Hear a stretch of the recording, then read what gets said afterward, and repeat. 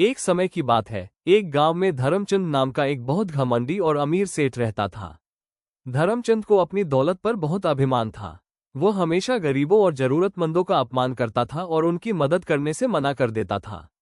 उसे लगता था कि वो जो कुछ भी है अपनी मेहनत से है और किसी भगवान या ईश्वर की उसे कोई जरूरत नहीं है। गांव वाले उसे घमंडी सेठ कहकर बुलाते थे। एक दिन गांव में भयंकर सूखा पड़ा। नदियां सूख गईं, खेत बंजर हो गए और लोग भूख से मरने लगे।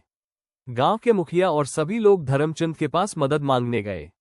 उन्होंने सेठ से गुहार लगाई कि वह अपने गोदामों से अनाज निकालकर लोगों की मदद करे, लेकिन धर्मचंद ने साफ इनकार कर दिया। वो बोला, यह मेरा अनाज है, मैंने अपनी मेहनत से कमाया है, मैं इसे किसी को नहीं दूंगा। तुम सब जाओ और अपने भगवान से प्रार्थना करो, शायद वो तुम्हारी मदद कर दे।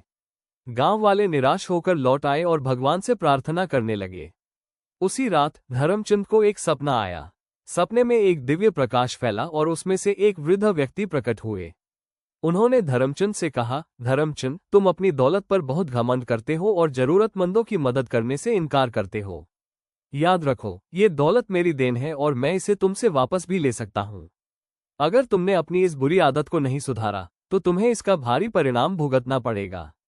धर्मचंद ने सपने को नजरअंदाज कर दिया और सोचा कि यह केवल एक बुरा सपना था। लेकिन अगले दिन से उसके साथ अजीब घटनाएं होने लगीं। उसकी फसलें अचानक सूख गईं, उसका व्यापार घाटे में जाने लगा और उसके सारे पैसे धीरे धीरे कम होने लगे।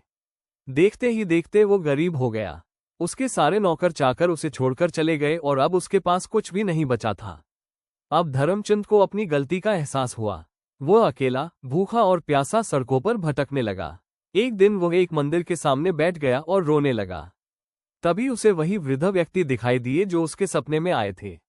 वृद्ध व्यक्ति ने उससे कहा, धर्मचंद, अब तुम्हें अपनी गलती का एहसास हुआ है। याद रखो, घमंड हमेशा पतन की ओर ले जाता है।